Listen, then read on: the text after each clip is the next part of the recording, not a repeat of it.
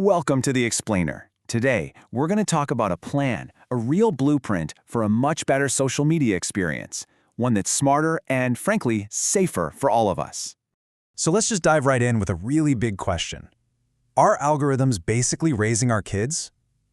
I mean, think about it. For all the young people spending hours and hours on TikTok and Instagram, who's actually in charge of the world they see? Is it a system built to help them grow, or is it built for something else? You know, social media isn't just about silly dances or funny cat videos anymore. It's really become this central place where we figure things out, where we learn, where we even build our identities. It's basically become a new kind of school. But, and this is a huge but, it has none of the rules or safety nets we'd ever accept in a real classroom. Okay, so here's how we're going to break it all down. First, we'll look at the attention machine. Then, we'll talk about the real price of engagement. After that, we get to the good stuff, a safer, smarter feed.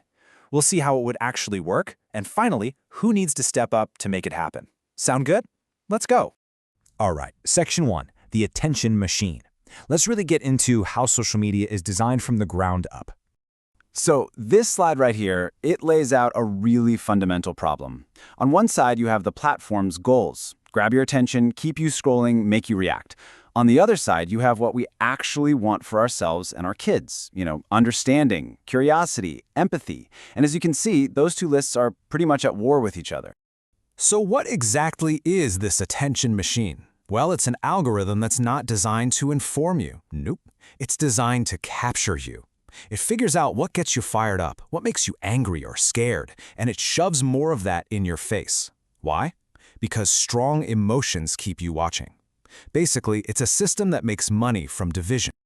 Okay, so that brings us to the price of all this engagement. This design, it's not without consequences. It creates this kind of hidden curriculum in our feeds, teaching us all, especially younger people, a pretty warped set of lessons. And what are those lessons? Well, it's a world where aggressive, dehumanizing language becomes totally normal. It's a world that rewards tribalism and pushing people to extremes. I mean, these algorithms can literally create pathways that lead people down radical rabbit holes. It's a place where being the most dramatic gets you way more points than, having the best argument. And now, it's just flooding our feeds with all this low-quality AI-generated junk. But here's the thing. It does not have to be this way. We don't have to just accept it. What if we could just change the settings? The proposal we're looking at today offers a really elegant, powerful idea. 2 simple switches to fix our feeds. And that's the whole idea here. Instead of just accepting a design that's built to exploit us, we can demand user-controlled modes that let us reshape our own online world. It's about taking back the remote control, so to speak. So here's the first switch, hate protection. And it's exactly what it sounds like. Think of it as a safety shield, or maybe like a seatbelt for the internet. You flip it on, and it automatically filters out all the nasty stuff. Hate, extremism, discrimination, targeted harassment. And here's the most important part. This would be the default setting for anyone under 18, non-negotiable. And then there's the second switch, education first. Now, this isn't about turning your TikTok feed into a boring lecture. Not at all. It's more like a compass. It helps you find the good stuff, the high-quality, explanatory, truly constructive content that's already out there. It's about turning your feed from digital junk food into something that actually, feeds your curiosity.